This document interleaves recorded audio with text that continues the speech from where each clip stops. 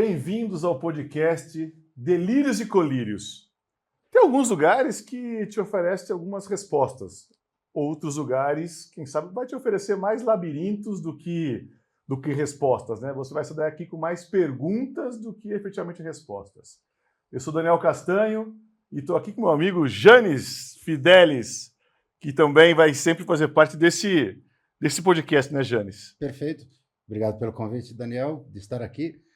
Com delírios e colírios, pensando, colírios, aquilo que quando a vista é irritada, você aplica alguma gota para anestesiar, acalmar, mas delírios, quando você olha para o horizonte e começa a ver padrões que estão um pouco fora dessa normalidade, te trazem inquietude, te levam para mais longe.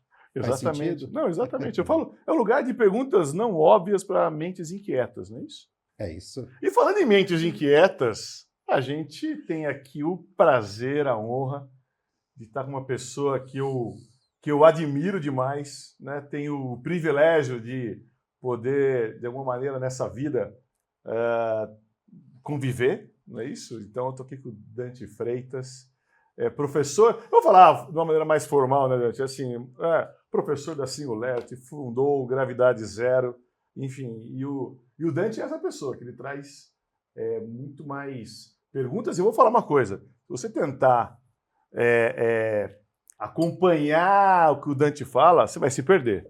Agora, se você se jogar e falar, eu vou me perder junto com ele, aí quem sabe você se encontre. É um pouco isso que é o Dante, não é? Nossa Senhora, primeiro prazer maravilhoso estar aqui nessa salinha de estar, né, acolhedora, né, com esse propósito do não propósito, né? Então vamos aqui nos divertir e quem sabe, né, ver o que é que vai ser esse emaranhado, né, no final de tudo. Obrigado. É isso. E não dá para começar diferente, né? Porque quando a gente chegou aqui, se conectou com todo o ambiente, lembrou do renascentismo, né? Lembrou de Dante Alighieri, seu nome, que escreveu a Divina Comédia e que retrata uma alma perdida que vai em busca, está em transição, que está numa inquietude. É sobre inquietação que a gente vai falar, já que o nome Dante homenageia esse grande Dante, poeta. Você já traz aqui, cara, uma coisa extraordinária. Uma coisa incrível. Você sabe que o Dante ele fundou o Gravidade Zero, né? E, enfim, que é incrível, Acaso e diversas outras coisas. Mas aí, pegando então essa provocação, se gravidade fosse uma emoção, o que seria, Dante? Nossa. Pra gente começar tranquilo. Pronto. Uma pergunta mais ou menos. Conta um pouco sua história, nada disso assim, ó. Então, se gravidade, algo que te aterra, que te traz, se fosse uma emoção, um sentimento, o que seria? Cara, gravidade, Gravidade Zero me remete, a primeira palavra que me vem, né, é leveza, sabe? E leveza me leva, leveza, o estado em que eu me sinto leve é um estado que tem a ver com o amor, sabe? Eu lembro não só das paixões, dos momentos em que você está com alguém muito especial, em que você não vê o tempo passar, e você sente essa leveza. Então, para mim, acho que gravidade tem a ver com essa suspensão, né, de um pacote formal seu aqui na Terra, para que você possa dar vazão à sua alma, né, às inquietudes da alma. E aí você consegue sentir a vida, sabe? Então, acho que tem a ver com esse turbilhão de movimentos e inquietudes, e que para mim vem o amor como um grande, sei lá, algo indefinível, mas muito amplo, né, e que me dá essa sensação de leveza extraordinária. Pegando esse gancho, só para não perder, porque uma coisa é a gravidade, aí você chama de gravidade zero. Sim, né? É verdade. Então, gravidade zero, quem sabe você tem a chão, você tem esse sentimento de... Você tem né? Mas ao mesmo tempo você é livre. Conta pra gente um momento da sua vida que você lembre que você realmente se sentiu em gravidade zero. Nossa, o momento em gravidade zero, é engraçado que teve um momento, eu lembro categoricamente, inclusive, por acaso foi registrado esse momento. Foi um momento em que eu estava, por acaso, fazendo um curso, né, até na Singularity mesmo, e lá eu dei um salto. Eu estava naquele hangar, na base da NASA, um negócio louco danado. Tinha o hangar, a garagem do Zeppelin lá atrás, e eu estava numa crise existencial sem precedentes. Eu fui para esse curso numa crise existencial absurda. E no exato momento que eu me senti que cara, acabou essa crise, eu dei um salto. E por acaso o Renan, meu sócio, registrou esse salto. E esse salto ele foi exatamente o momento em que por um segundo eu me senti, né, fora do chão. Eu me senti leve, eu me senti o ar cruzando minha alma, eu me senti assim, sabe, num estado de suspensão. Então aquilo ali para mim, até hoje, simboliza muito forte, é como se fosse uma memória afetiva muito forte, esse estado, né, de gravidade zero, sabe, de estar livre de alguma coisa, seja questões, dilemas, não sei, mas alguma coisa que, não seriamente, no dia seguinte eu continuaria livre, entendeu? Mas naquele momento eu fui. Nem que legal, fosse um boa. segundo, entendeu? E Dante, pegando essa ideia da gravidade, para Aristóteles, gravidade é estar grávido de, que antes de descobrir, né, a força gravitacional de Newton. Então, estar numa gravidade zero. Estou te provocando aqui nessa dialética, né? Entre estar grávido das coisas terrenas e estar não grávido em gravidade zero dessas coisas que te prendem a esse mundo. E também trazer o elemento rápido aqui. Recentemente, os astronautas que voltaram da estação espacial sofrem com a gravidade. Então, a pergunta para ti é, Nossa, boa. com essa sua suspensão, o descolamento dessa gravidade das coisas mundanas, quando você volta para a realidade, não falta músculo? Você experimenta algum momento da sua vida faltou músculo para lidar com esse mundo? Cara, eu diria o seguinte, que talvez tenha que faltar músculo para lidar com esse mundo, porque eu fico pensando o seguinte, eu tenho pensado muito que a gente, talvez tenha vivido uma vida buscando um habeas corpus, sabe? Até a própria, talvez, a educação da gente meio que nos certifica e nos entrega no final um habeas corpus, mas eu estou procurando um habeas anima, né? Sabe? Então, é um outro tipo de liberdade, sabe? É uma coisa, como é que eu consigo não dar contorno à expressão da minha alma, né? Seja pelas limitações morais que tiram a gravidade, né? As limitações sociais, seu pacote formal ali, né? Do qual você vem aqui, seus cargos, aquelas coisas todas ali que você ganha, né? E eu digo que a personalidade, ela alucina, ela tem certeza que ela é a pilota da gente aqui na Terra, entendeu? Então ela acaba querendo comandar o processo. E quando você tem esse processo de deixar a personalidade dela tomar conta, você tem uma repressão da alma muito grande. E isso dá um contorno à alma e gera um conformismo. Você acaba setando, se configurando, né, numa versão de conformidade, que a conformidade precisa segurar os solavancos da alma, entendeu? Porque a alma ela fica toda hora. Você tenta aqui, ela tenta escapar, vai estourar para dentro ou para fora. Mas eu digo o seguinte, para mim o exercício, né, seja da gravidade ou não, tem a ver com como eu cada dia consigo manifestar e superar as barreiras físicas, tangíveis e não tangíveis que impedem ou possam impedir, né, seja pela vergonha, né, seja pela falta de coragem de eu manifestar aquilo que, mesmo eu não sabendo exatamente o que significa, sair, entendeu? Então acho que é muito isso. E essa conformidade, para mim, Janice, gera uma carência sistêmica, né? Quando você se dá como conforme, cara, eu não vou dar vazão à potência da minha alma, porque minha alma está querendo toda hora ali sair, porque eu acho que tem a ver, a gravidade tem a ver com isso, você deixar ela ser quem ela é, né? Sabe? E quando você tenta conformar, você gera uma carência sistêmica. E essa carência sistêmica você começa a buscar nas outras partes e no tangível, né, essa tentativa de se preencher, né? Então, esse para mim é um exercício diário, né, do habeas anima, de a gente conseguir, e é um self-diploma, né? É um autodiploma isso, porque ninguém vai se dar esse diploma. Toma aqui para você esse self-diploma. Você que tem que se diplomar e sentir que você está, de fato, convergente com sua natureza. Autoconhecimento. Você está falando, e é assim, você falou a habeas anima. E a minha provocação agora não seria muito mais o habeas mente, né? Porque o que você está falando muito de liberar a mente, mas quem sabe, só para te provocar no delírio que você trouxe, que eu achei lindo, mas assim, quem sabe se a gente for, a única possibilidade de você ser livre, de ter uma liberdade genuína, verdadeira, é se você for refém da sua alma.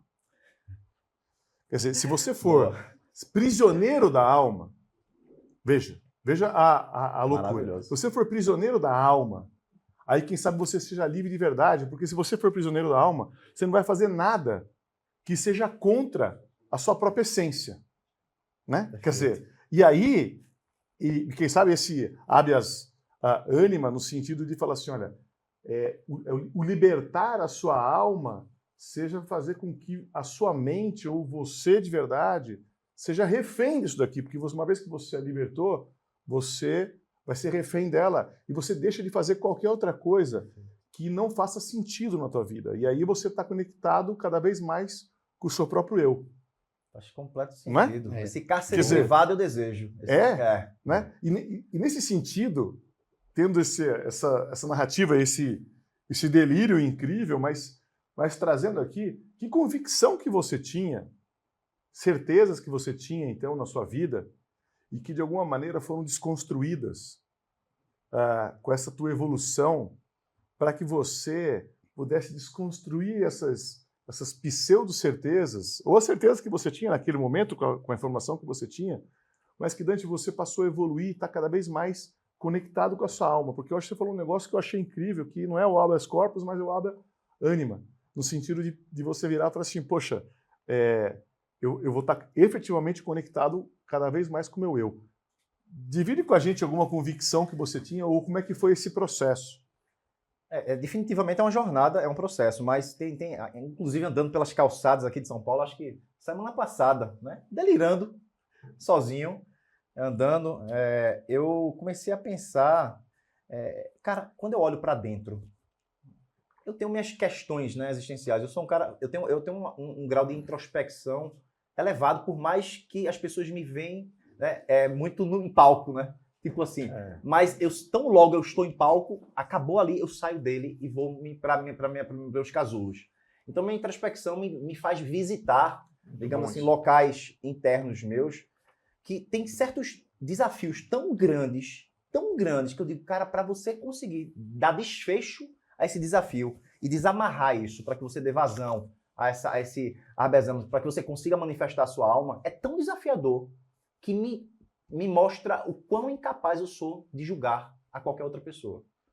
Então, eu acho que a convicção... Boa. Então, me vem muito mais de dentro, de tipo assim, quem sou eu se eu estou com essas questões tão profundas e tão desafiadoras, e se você visitar, você vê que os problemas são emaranhados, são coletivos, né? Não são nada lineares, né? São sistemáticos, são fora do tempo, né?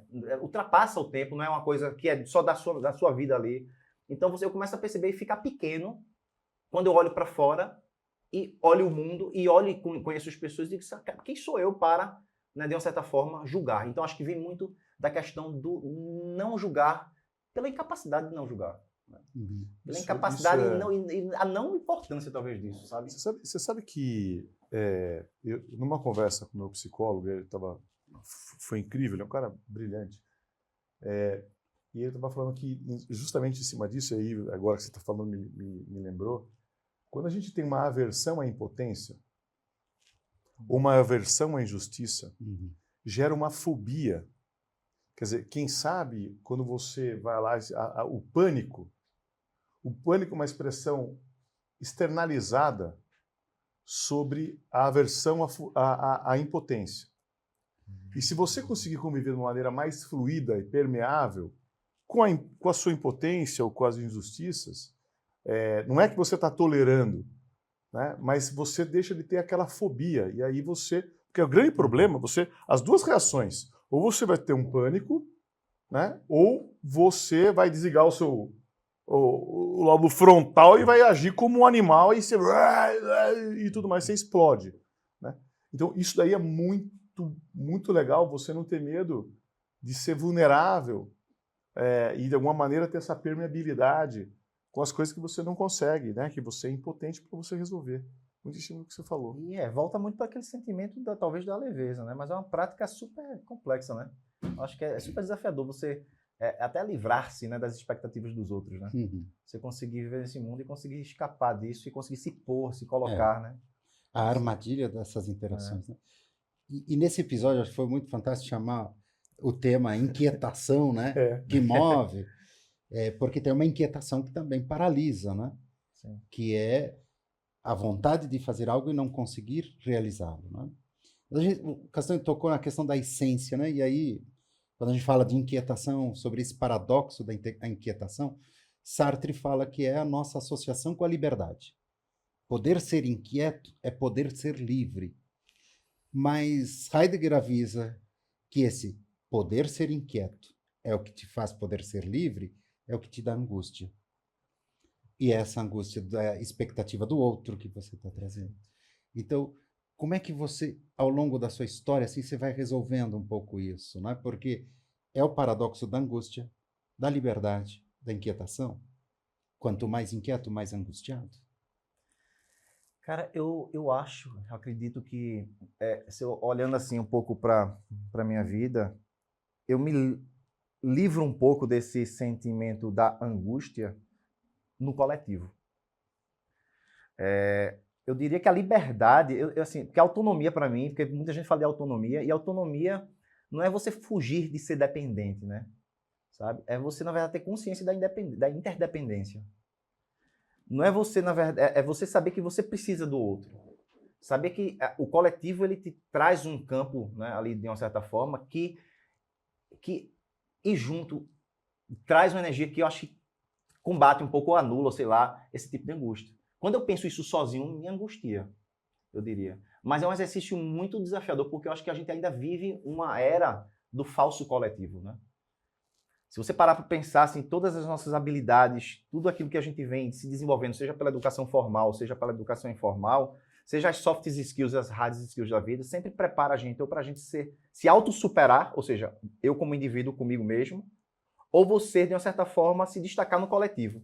Quando eu digo se destacar no coletivo, é que existe um falso coletivo aqui. Não significa que eu ainda estou trabalhando na potência do coletivo, sabe? Então, eu estou falando talvez de um momento, talvez de uma nova consciência que sai dessa frequência, que é uma frequência que talvez ainda esteja muito pautada na competição, na competitividade, né? Que é uma frequência que, para mudar de mentalidade, eu estou falando agora de uma frequência de colaboração, de coletividade. Então, eu começo a rever essas skills como se fosse uma complex skills. Então, o complex skill complexo é ter sido junto, né? Então, o que seriam complex skills, né? O que seriam essas habilidades agora com a consciência do coletivo, que de fato o coletivo influencia a mim e eu influencio o coletivo e juntos a gente de fato tem uma potência. Então, acho que esse conjunto ele traz uma sintonia em que essa angústia talvez ela possa, né, eu suspeito, né, que ela possa reduzir ou não existir. Mas eu já me vi nesse lugar. Né? Eu me vi nesse lugar. Da mesma forma que aqui, cada minuto que passa, eu ganho menos angústia.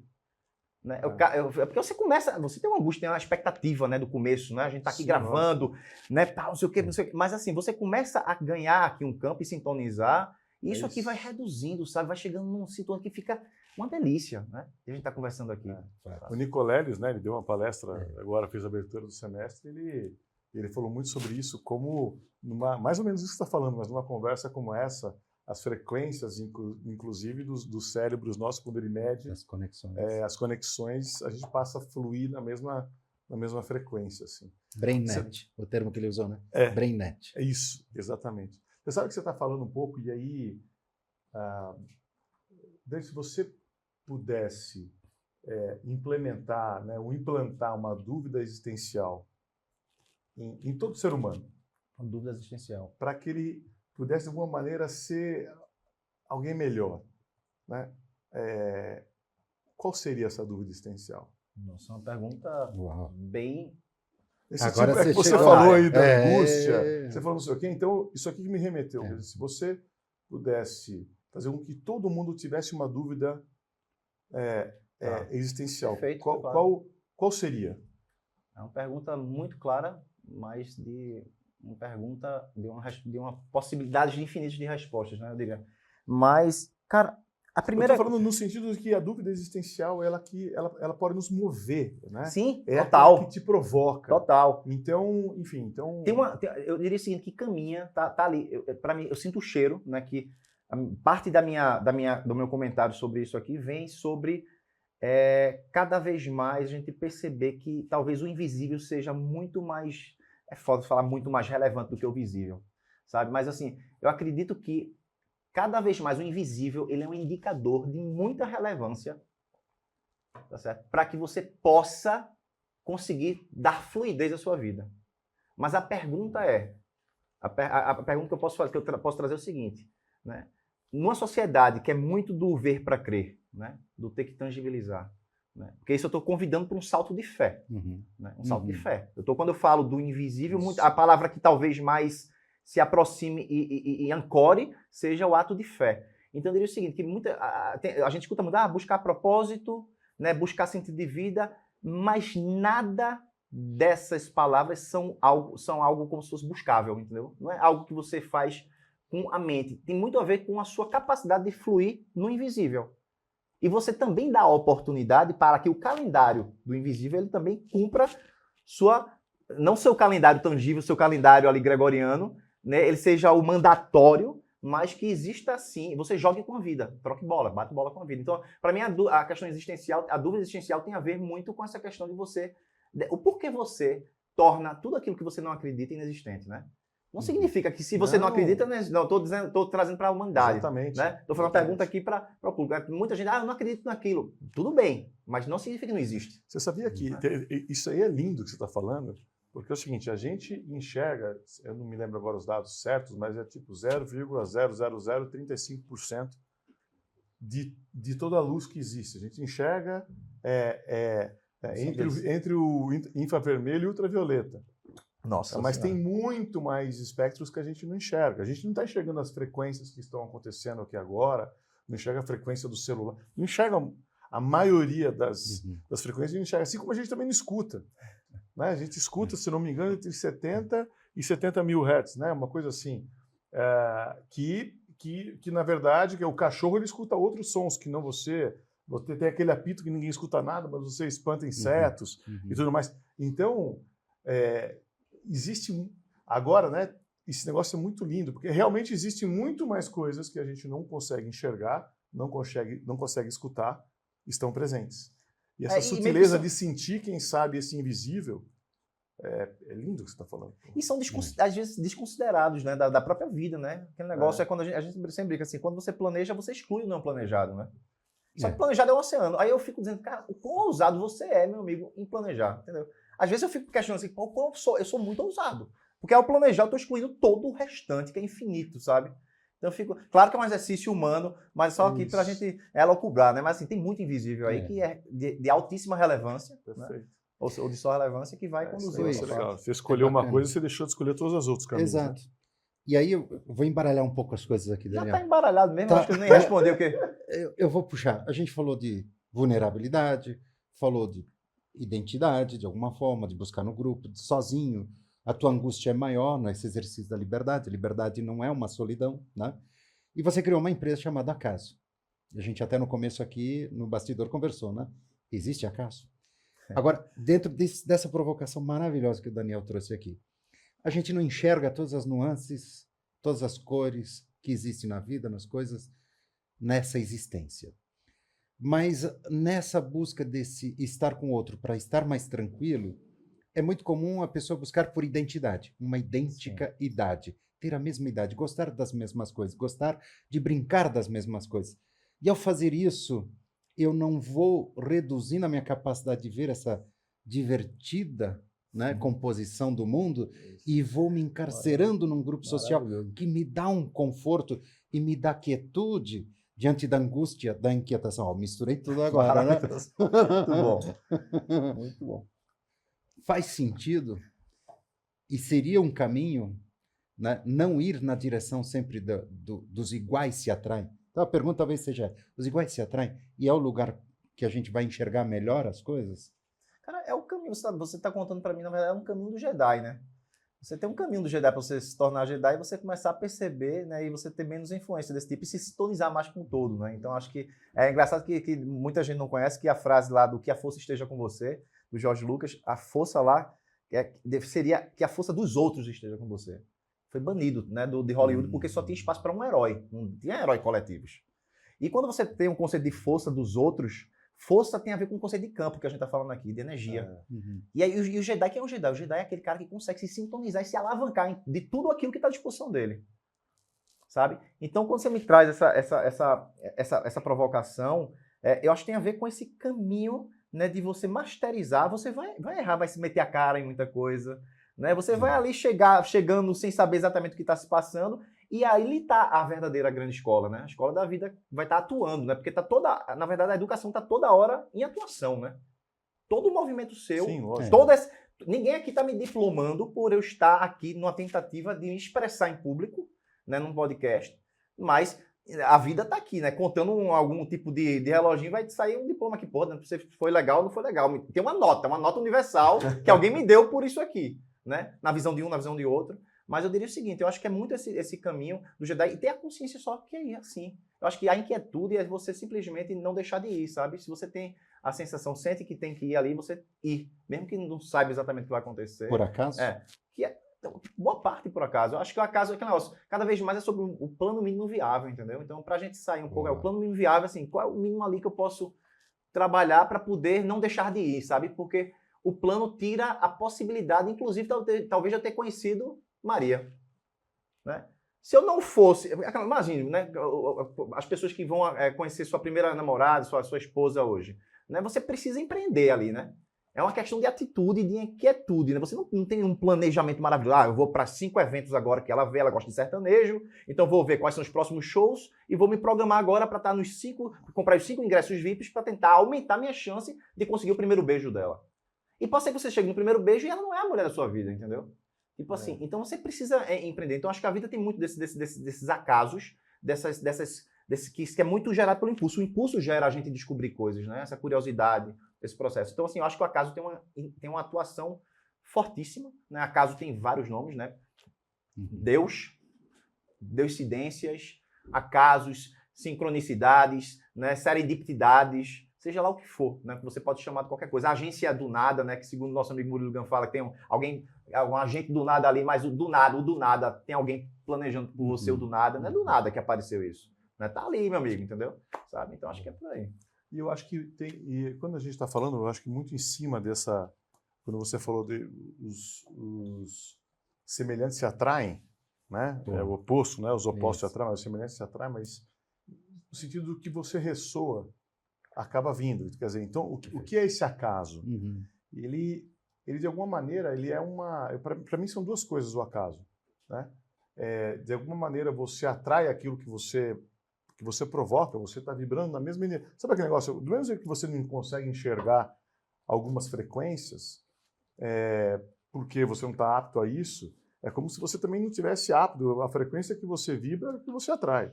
Perfeito. Quer dizer, então, você está atraindo de alguma maneira o que você está provocando, quer dizer, aquilo que você está atraindo. Isso daqui é esse acaso, mas é um acaso orquestrado, né? É um acaso induzido. E ao mesmo tempo você tem que estar aberto. Tem que estar aberto a isso. Você tem que, senão nada aparece. Quando você está lotado, você está sua agenda lotada, você não consegue colocar mais nada nela. Né? Quer dizer, então, você ter esse vazio ao mesmo tempo vibrar nesse outro lugar é o que te traz, é o que pode te trazer. Então, eu acho que essa questão dos iguais, para mim, é o igual em frequência. É o igual em valor. É o igual em princípio. É o igual em estado de espírito.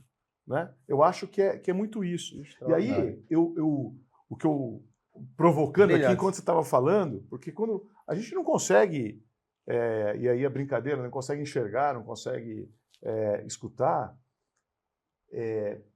eu acho o seguinte, quando eu estou falando de vibrar, imagina que a energia tivesse um cheiro. Boa. Entendeu? Olha o delírio aqui. Né? Imagina que a energia tivesse um cheiro. Nossa. Quem sabe o carinho fosse cheiro de vanila. Né? Maravilhoso. Quem sabe a raiva fosse cheiro de ferro, aquele... Não é isso? Oxidado. Oxidado. A inveja, cheiro de vinagre, sei lá, eu estou pensando aqui agora. A alegria, cheiro de laranja. Laranja. A esperança de lavanda. Boa. Não é? Um negócio desse? Perfeito, incrível. Enfim, eu estou dizendo que Adorei. se você definisse, eu estou delirando aqui, Dante, mas eu acho que... E aí você atrai. E aí por isso que às vezes você vai a algum lugar e todo mundo fica longe de você, ninguém que está perto. Ou aquelas outras pessoas que atraem todo mundo. né, tem a ver, acho que, com E é essa... engraçado que talvez a primeira ferramenta que nesse mundo sapiens a gente usa é a mente, e a gente tenta, na verdade, ir pela carteirada da identidade, né? De mesma idade. Então é quase que uma certa analfabetismo, talvez. Vou usar, você usar, né, desse primeiro momento, né, digamos assim, coisas formais que estão ali no campo do tangível, né, que não sejam as frequências, enfim, etc.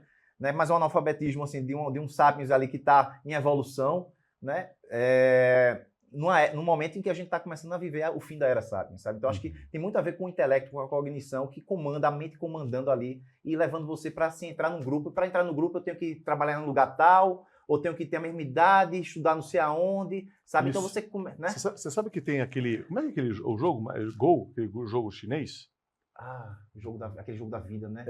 Esqueci o nome dele. O nome, cara. Né? Eu sei qual é ele. Mas enfim, não lembro agora o nome do jogo. Mas aí o que aconteceu, tinha lá aquelas pessoas que jogavam 2.000 anos, aí o número 1 do mundo foi desafiar a inteligência artificial. Né? Só que a inteligência artificial ela não aprendeu com as regras humanas. Ela começou a desenvolver as probabilidades dela. Foi diferente. Fizeram diferente. Aí na jogada 37, a inteligência artificial fez uma jogada que nunca nenhum humano tinha feito em 2.000 anos. Né? E justamente ele só fez porque ele não aprendeu com a história. Eu estou remetendo isso porque tem coisas que é muito bacana, a sabedoria, você constrói ela em cima de coisas que já aconteceram, de você aprendendo com os mais velhos, com os mais sábios e tudo mais. Mas do outro lado também tem um aprendizado quase que intrínseco de você questionar. E aí eu pergunto para você, Dante, como você é um pensador, é um filósofo, é uma pessoa muito aberta, que enfim, como você aprende? Porque aqui o Delírios e Colírios, no sentido do colírio, de entender de onde você faz as suas perguntas, de onde elas vêm, aí quem sabe sejam os delírios, e onde você busca, como você aprende hoje em dia? Você lê, conversa com outros, você participa de podcasts com pessoas como o Janes, por exemplo, né? Mas enfim, como você vai assistir SW, como você hoje, uma pessoa, onde você está, como você continua com essa avidez, com fome do aprendizado? Como é que você aprende hoje? Maravilhoso. Eu até me questionei muito, eu acho que foi no ano de 2022, é uma revelação, inclusive, isso aqui eu nunca contei para ninguém, porque, de uma certa forma, é uma vulnerabilidade, né? Mas eu passei quase um ano sem ler nada. Nossa. Foi um exercício não tão... Ele passou a ser propositivo, mas ele começou simplesmente pelo fato de eu não estar sendo atraído para ler.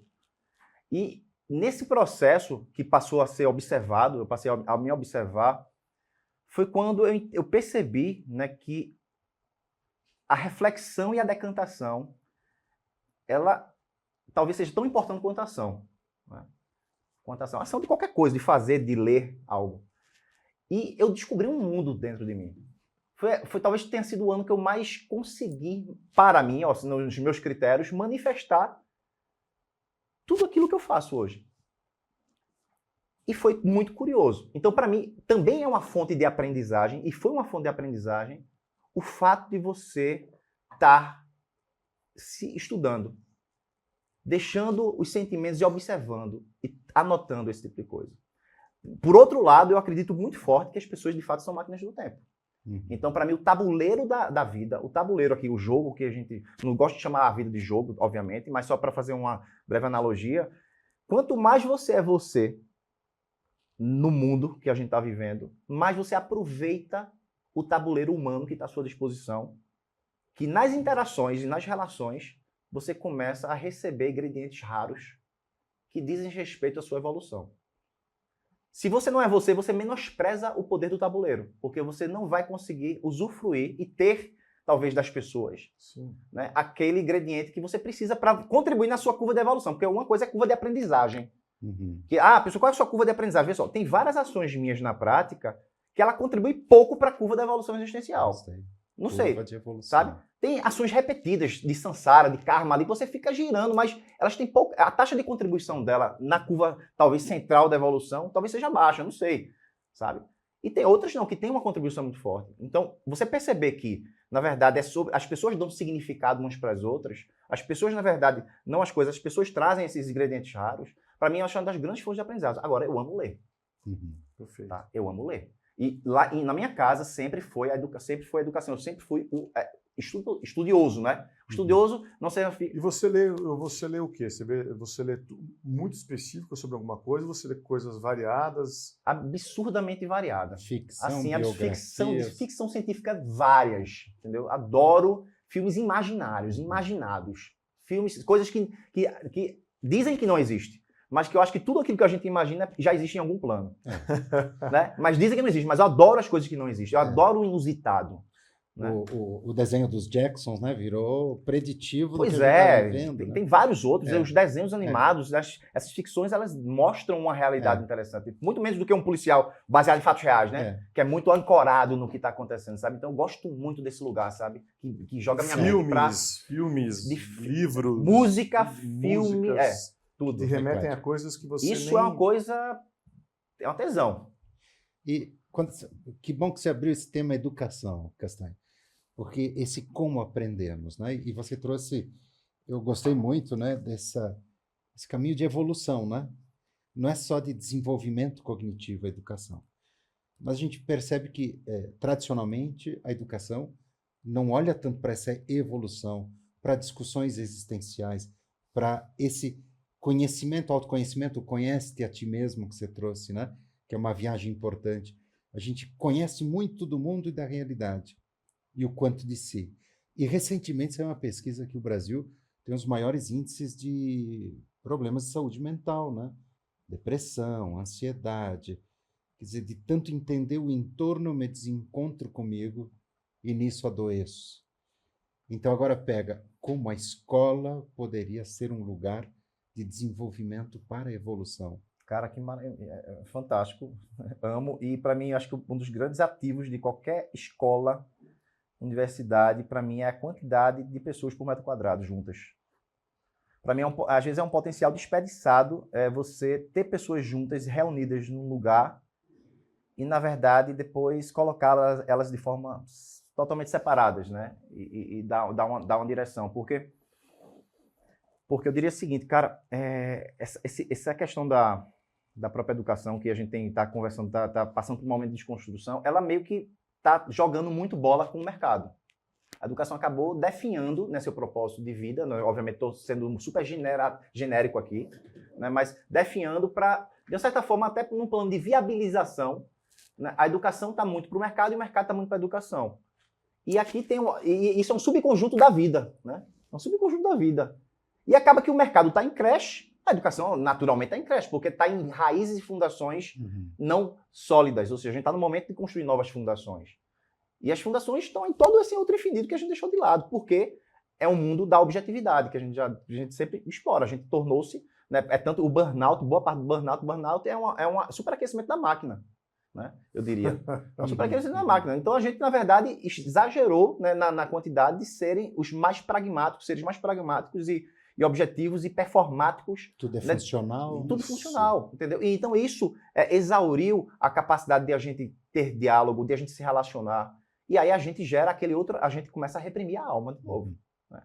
Porque a alma ela não nada muito bem nesse lugar, sabe? Castanha, e essa questão também da inteligência artificial, será que ela vai cumprir esse papel de funcionalidade e vai nos dar espaço para essa expansão enquanto humanos? Então, você sabe que você estava falando e a questão o mundo que a gente está vivendo, a gente tem que viver de uma maneira muito mais fluida, com a imprevisibilidade.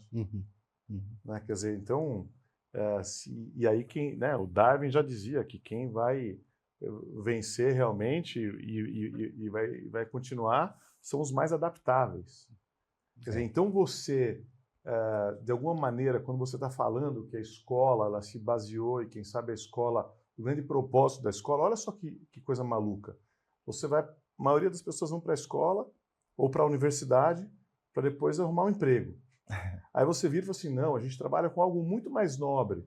Não é para arrumar um emprego, é para que você seja protagonista da sua própria história. Né? Então, trabalhar com o Ikigai é a convergência entre o que você faz bem, ama fazer, o mundo precisa e o mundo paga para. Então, é para você administrar a sua carreira. eu acho que ele está falando de algo maior aqui. Quem sabe isso aqui também já ficou para trás. Né? A universidade, quem sabe, seja esse grande healing center da sociedade. É o grande lugar, o lugar mais seguro para você conflitar os seus próprios pensamentos. A partir desse conflito, você evoluir. A gente não veio aqui nesse mundo para resolver problemas, a gente veio aqui para nos resolver através dos problemas. Quer dizer, então, a escola, quem sabe, seja o grande lugar para te dar um arsenal de conceitos, de valores, de princípios, de pessoas que você pode confiar. É o lugar mais seguro e confiável da sociedade para que você realmente possa evoluir. Para aqueles conflitos, né, que você diz, conflito harmônico, né? Você traz um termozinho, né, para um lugar maravilhoso para os conflitos harmônicos ali, né? Para aquelas... Isso, né? Para que você tenha aquele... Perfeito, é o conflito saudável. Saudável, né? Quer dizer, não é o confronto de pessoas, mas é o conflito de ideias.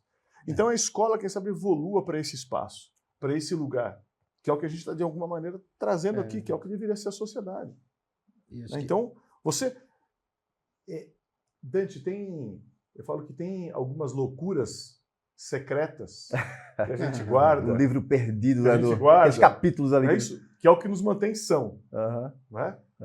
Confessa pra gente uma loucura secreta que você tem, que é o que te mantém são. Né? Alguma coisa que você faz dentro desse sentido, para que... O que eu quero dizer é muito no intuito de você refletir e falar assim, olha, para que eu não... Eu falo, o oposto de pertencer, o oposto, não é que é diferente. O oposto de pertencer é se encaixar. Se você precisar se encaixar, porque você não pertence. Você deixou de ser você mesmo. Que olha que coisa linda que você está colocando aqui. Né? A gente começou falando, e vindo até agora, você tem que estar conectado com você mesmo, né? O habeas anima, né? Quer dizer, então você tem essa alma livre para que você possa ser de verdade livre, estar conectado com você, né? Num espaço onde você conversa com os outros, onde a diversidade é que tem que estar presente, para que você não tenha medo de você, de alguma maneira, interagir com os outros sem deixar de ser você mesmo. Então, olha que coisa maluca. Muitas vezes a gente está longe da gente mesmo e está próximo de pessoas que pensam igual a gente. Perfeito. E aí você deixou de ser você e passou a ser alguém mais medíocre, porque o que nos torna diferentes são as nossas diferenças. O que nos torna único é a nossa diferença. E o que a gente tem, a maioria das pessoas tem cancelado as diferenças para parecer mais com todo mundo, entrar no padrão, deixando de ser você mesmo e aí para você estar conectado com todos. E você descreveu aqui algo completamente, exatamente o oposto. Você tem que estar conectado com você, respeitar o que você é diferente, porque é aquilo que te torna único, e conviver com os diferentes para que essa riqueza que faça você evoluir cada vez mais. Maravilhoso, é isso. Não é? É isso. É quase o Pra oposto do que a gente está vendo a sociedade caminhar hoje. É uma contracultura, não deixa de ser uma contracultura, né? Isso, exatamente. Né? Quer dizer, o que É isso. as inquietudes, eu acho que a gente começou com inquietudes, mas quem sabe a grande inquietude que está surgindo aqui é a gente descrever uma contracultura para que respeite cada vez mais o próprio indivíduo. Maravilhoso. Para mim... Mas conta o seu... Porque eu falei pra caramba, dá tempo de você pensar sobre maravilhoso. as suas loucuras secretas. Mas eu vou dizer, eu não tenho nenhuma dúvida, eu não titubearia em responder essa sua pergunta, porque para mim é muito claro. Sabe o que é que acontece com minhas loucuras secretas? É andar com pessoas como você. É simples assim. Foi ótimo, devolveu bem. Simples. Ela é secreta para muita gente, outras pessoas não é secreta, entendeu? Mas para mim é o que é muito interessante quando a gente está num coletivo em que tudo pode ser conversado, tudo pode ser falado, tudo pode ser vivido. Cara, isso é uma contracultura absurda, isso é quase, infelizmente, uma bolha do processo. Que eu devo falar de bolha, mas assim, é uma coisa, é algo quase um privilégio, eu diria, muito grande. Sabe? Então, ter essas pessoas que possam conversar sobre tudo, né? Além dos dilemas, além das éticas morais e qualquer coisa, se colocar ali e acolher, ora, né, ter aquele conflito saudável. Isso é extraordinário para mim, sabe? Então, eu diria o seguinte, que é uma coisa, é um segredo para muita gente. É um segredo para muita gente. Aí, Janes, eu sei que eu já vou passar a bola para você, mas é que assim, você estava falando, aí me remeteu aqui, me provocou, porque uma das eu vou falar assim, extravagâncias, um dos delírios, e que de alguma maneira ele tem também o propósito do delírio e colírio, é que na pandemia eu eu comecei a criar um vinho, né? Eu tenho um vinhedo, Perfeito. eu tenho um vinhedo em Mendonça, e ele chama Indomable, né? E o Indomable é o in com aspas, inclusive, que você tem que domar o seu ego para que a sua essência seja indomável. Uau! Porque se o seu ego for indomável, você está domando a sua essência. E tem muito do que você acabou de falar, perfeito. e ele chama indomável no intuito de você não ter medo, não ter problema, de você estar conectado com a sua essência e de alguma maneira... Quase que uma alma imoral, né? Quase, exatamente, é quase como você pode conversar sobre qualquer coisa com quem você quiser, porque no final o que vale é a intenção. Né? Tudo que você faz na vida, tem intencionalidade. O que define um caminho ou outro, se aquilo lá está certo ou está errado. Quer dizer, você pode até xingar alguém, você pode ser agressivo com alguém, mas a intenção é chacoalhar, é provocar, ou você pode ser bonzinho, super legal, mas na verdade você só está querendo maquiar. Quer dizer, então, no final, não é nem os seus atos, mas a sua intenção. Então, para a gente começar a falar nesse tema, eu queria aqui, ó. Opa! Nossa! Olha aqui, ó. Esse daqui, ó, eu não sei se dá para ver aqui o rótulo ou não, mas esse aqui é o grande Indomable. Tem o Indomable, o Blended e o grande Indomable. Entendeu? Esse daqui. E eu vou falar uma para você. Quando eu estava criando o rótulo, eu falei com o Dante e ele colocou lá e as pessoas me ajudaram e eles que criaram. Ele que criou. Ele que criou o conglomerado de maravilhosos, extraordinários seres do outro mundo. Entendeu? Né? Então tá aqui. E aí, só para continuar aqui e provocar. Nossa, vamos brindar aqui. A rolha está escrito o seguinte: né? É preciso proteger os fortes dos fracos. Nietzsche. E aí você vira a rolha, tá falando. É preciso proteger os loucos dos sãos. DFC. É só um delírio. Extraordinário. Um delírio em relação a Nietzsche. Extraordinário. Mas eu vou aqui servir para vocês. É isso, sério? Vamos lá. Lógico. Não é? Rapaz, isso aqui a gente... É porque agora a gente vai dar um salto na nossa conversa. Salto quântico, né? Até agora, ela está bem tranquila. Em né? vino veritas. Agora vem a verdade. Beleza, maravilhoso. Então, pra gente aqui. Obrigado. Aqui. Obrigado. Poxa. Nossa Senhora. Então, brinde aqui. Não é? É isso. Aromas e sabores. Nossa, maravilhoso. Não é? Obrigado, Graça.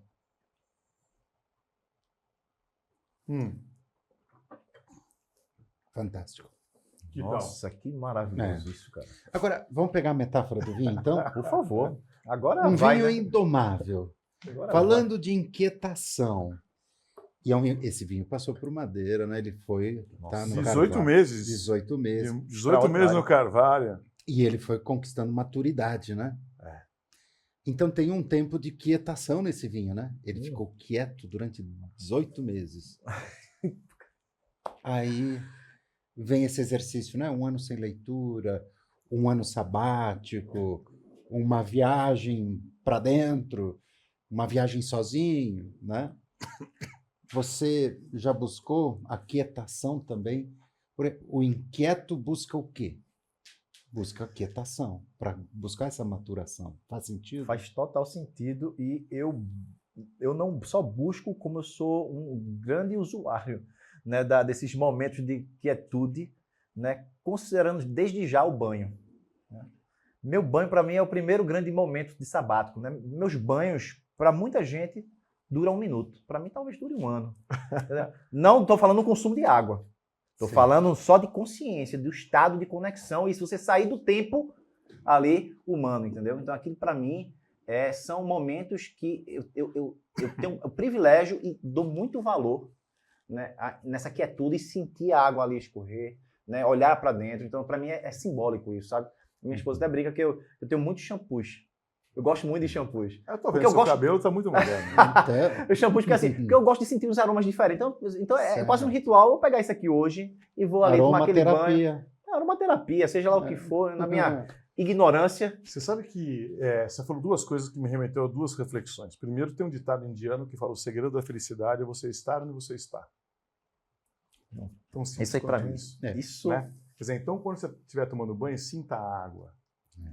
Sentindo, esteja a presença.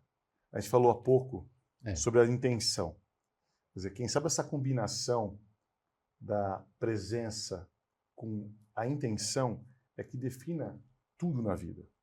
E tudo pode ser reflexo da presença, mas a intenção. Maravilhoso. Né? É isso aqui. E do outro lado, você falou quanto tempo dura um banho. Né? Tem uma conversa da Alice com o Coelho, quando a Alice pergunta, né? Coelho, quanto tempo dura um segundo? Perfeito. E o Coelho responde, algumas vezes, uma vida inteira. Nossa, perfeito. Né? Lindo. Então, para mim, essa é a qualidade da presença que você tem que ter. E do outro lado, eu acho que a gente tem que agir assim com os nossos filhos. Eu falo, seja sempre a sua melhor versão quando você estiver com seus filhos. Porque se você for a sua melhor versão quando você estiver com seus filhos, você vai estar dando o exemplo para ele e quem sabe a versão média dele seja a sua melhor versão. Maravilhoso. Né? E aí sim ele vai agir da mesma maneira e você conseguiu ter uma geração melhor do que a tua. Né? Então, quando você... Sim. E a mesma coisa vale para o professor. Né? Quando um professor está lá, seja a sua melhor versão. Por quê? Porque você vai estar impactando muita gente. Quem sabe alguma coisa que você vai falar realmente vai fazer diferença. E pode fazer diferença o resto da vida. Aquele segundo Muito. pode demorar o resto Nossa, da vida. Muito. Agora veio uma cena de Sociedade dos Poetas Mortos. viu? Nossa, isso aí é... Veio esse indomável, esse professor inquieto, né? Criando contextos para inquietar os estudantes. Né? Mas é uma delícia, eu acho. Realmente, eu acho que para mim esse momento de presença, essa questão da intenção, essa questão da frequência, é um exercício, né? Eu costumo dizer, as pessoas perguntam por que eu não me mudo para São Paulo, sou de Recife, e toda semana eu volto para Recife, né? E amo São Paulo, né? E principalmente aqui tem uns grandes amigos, mas eu digo que lá Recife é quase que eu quebro um ritual para quebrar um pouco a frequência, né? Do dia a dia, do trabalho, do corrido, né? Então isso também é um exercício, sabe? De você conseguir dar um basta. É aquele negócio, imagina, você trabalha de segunda a sexta e entra com essa mesma energia do trabalho em casa.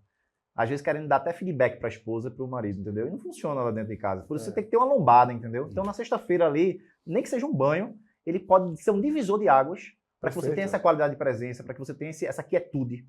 Limpar, né, um pouco do que foi a tua jornada para que você começar uma nova jornada ali, nem que seja pouca. Se você pudesse resolver um problema do mundo, qual seria? Cara, eu não... É uma outra reflexão que eu venho tendo há um bom tempo. Eu acho que eu preciso resolver...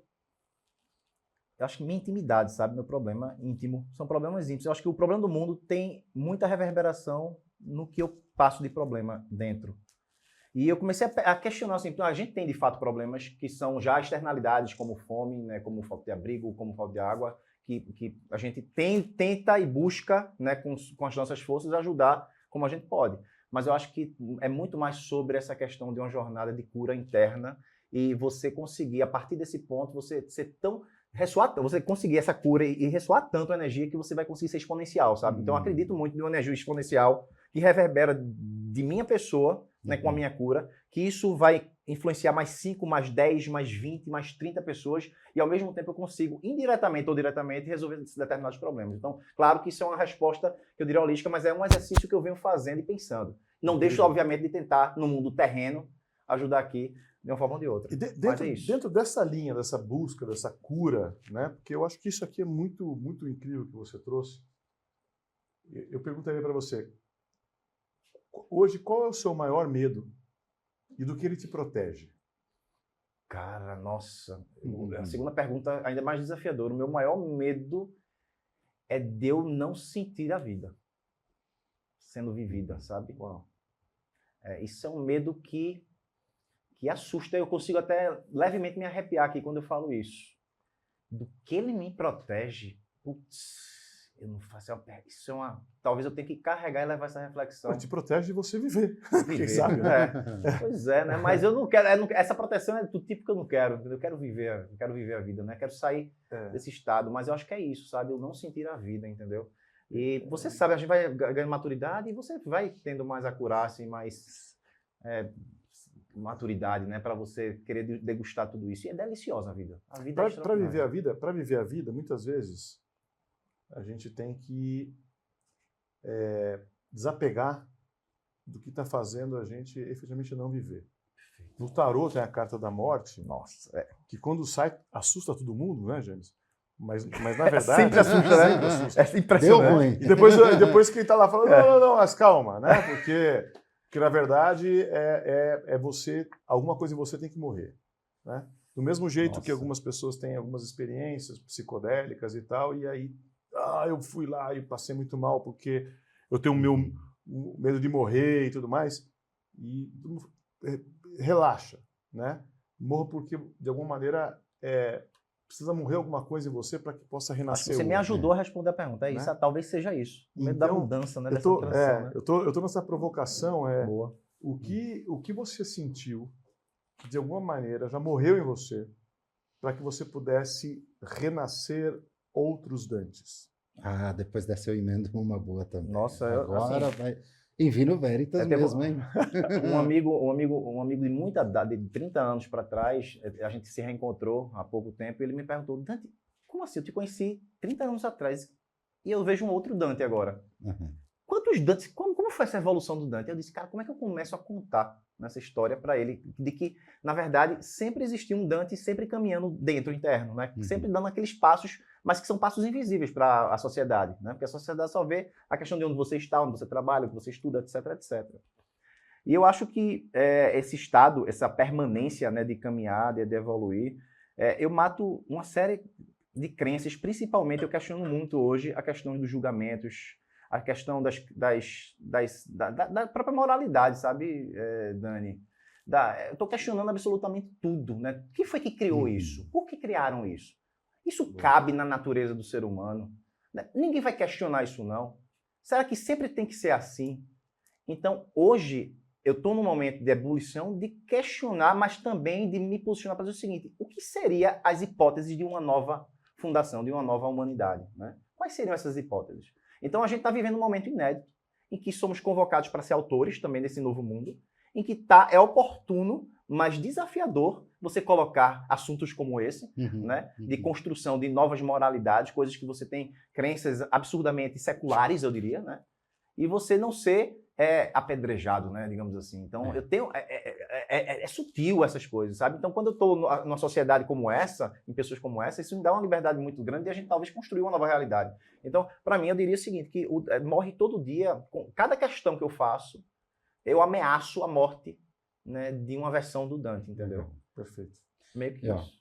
Eu quero pegar um pouco da cultura inca agora. Né? Nossa, meu Deus. Vamos lá. Porque o problema é que nós estamos chegando no A final, conexão tendo que agora- já vai aqui, já dá aquela provocação dele para, enfim. Boa.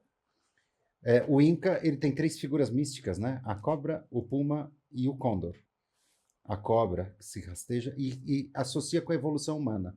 A cobra se rasteja pelas condições terrenas. O puma se suspende e avança um pouco mais. Mas o côndor é o símbolo da transcendência. Nessa viagem dessa galáxia que você vive, Dante, qual é o teu estágio? Meu estágio, cara, é indefinível isso aí. É para mim, inclassificável. Mais uma vez, eu diria que eu me sinto que eu estou caminhando, eu me sinto que eu estou vivendo, eu me sinto que eu estou em evolução, mas eu já começo a fazer planos ousados para a próxima vida. Já tem sinais. Tem próxima vida. Eu acredito 100% que é aquele negócio. Eu tenho que deixar. Eu vou entregar bastão para próximas vidas aí, sabe? Então, é sobre o que eu consigo ser melhor hoje agora, entendeu? Boa. Agora. Delírios e colírios. Você sabe que eu acho que foi uma das perguntas mais difíceis, mais complexas que me fizeram. Eu quero fazer ela para você, para encerrar com ela, né? Aí me perguntaram, Dani, o que faz você acordar todo dia, levantar todo dia com tesão? E é uma coisa. Porque se você fala as 3 coisas, fala 5 coisas, as 10 coisas, a pergunta se torna mais fácil. Eu posso facilitá-la para você e falar 3, mas não necessariamente.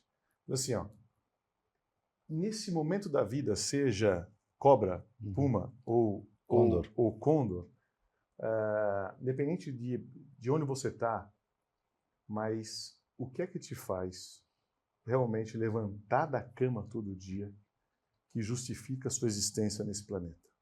Cara, eu vou te responder que para mim é um desejo e acontece algumas vezes que é o inusitado.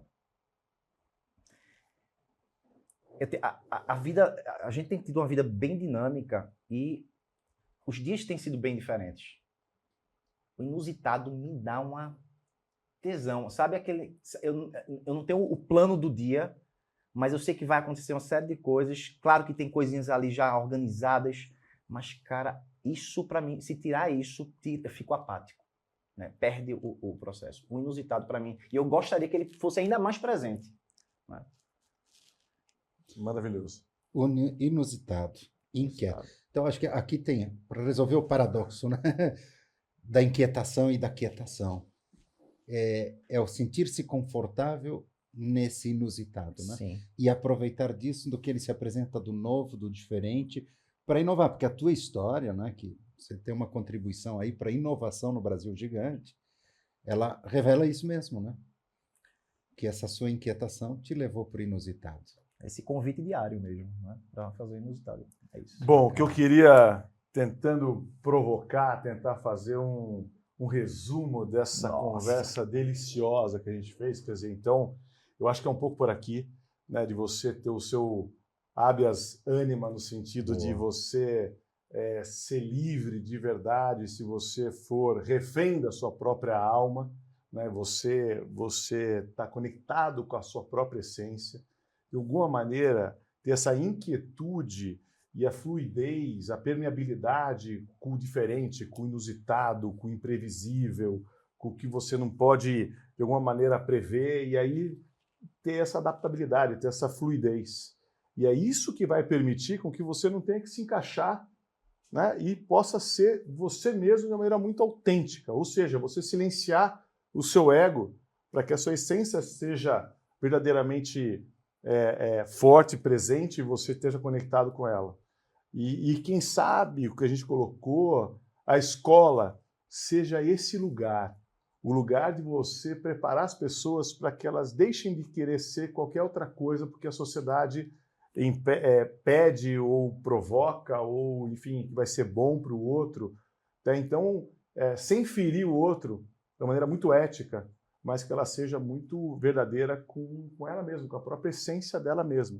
E eu acho que, quem sabe, esse seja o grande propósito da universidade, né, o grande propósito dessa vida, de a gente aprender sem deixar de ser a gente, de uma maneira muito fluida e permanente com os outros e trazendo uma frequência no qual vai trazer pessoas com valores, com a mesma frequência, com o mesmo cheiro que a gente está provocando, né, que a gente falou naquele momento, mas que sejam diferentes. Né? Porque, afinal de contas, a grande beleza nossa, o que nos torna único, é de verdade o que a gente é diferente e é o que a gente traz de riqueza. Uma floresta ela é tão rica quanto mais diversificada ela for. E quem sabe, só que ela é o lugar mais harmonioso que existe. Né? Então tem uma diversidade e uma harmonia natural, completamente diferente de um jardim tudo certinho, que tem, parece ali, uma harmonia muito mais artificial. Né? Então, o que a gente está falando é dessa naturalidade harmônica, como é uma floresta, e quem sabe cada um nunca deixar de ser quem é o que vai fazer uma sociedade muito mais rica, muito mais feliz. Eu acho que isso aqui, tentei fazer um resumo desse episódio aqui, lindo, do Delírios e Colírios, que a gente tem um propósito muito mais muito, pelo contrário, não temos nenhuma pretensão de dar nenhuma resposta, né? Mas é muito mais de trazer perguntas, de trazer questionamentos, é muito mais um caleidoscópio, né? É muito mais te trazer para um labirinto do que deixar um caminho certo. Né? É muito menos mapa e é muito mais labirinto, é muito mais você com você mesmo. Então, acho que esse aqui é o nosso propósito. Dante, queria agradecer de coração, foi uma delícia, Nossa, foi obrigado, eu que espetacular. agradeço. Obrigado e um brinde. Inspirador. Um brinde, obrigado. Um brinde Jonas, da gente obrigado, estar Dani, junto valeu. nesse momento Aqui, ó. e nessa vida. Isso. Maravilha. mesmo. Santé. É isso. Obrigado você que nos acompanhou aqui no Delírios e Colírios, com todas as provocações que a gente trouxe. Tenho certeza que vai ser muito provocativo, muito inspirador você assistir, olhar de novo, escutar todas as reflexões que o Dante aqui nos trouxe e que de alguma maneira sirva para você ter uma vida mais valiosa e que realmente vale a pena. De tudo, essa inquietação, os delírios e colírios é essa viagem para dentro, para o autoconhecimento. Acho que essa mensagem é sempre muito forte. Quer transformar o mundo? Transforme a ti mesmo e tudo vai acontecer. Vamos lá. É isso aí. Belo episódio, hein? Lindo. Ótimo estar com vocês. Abraço.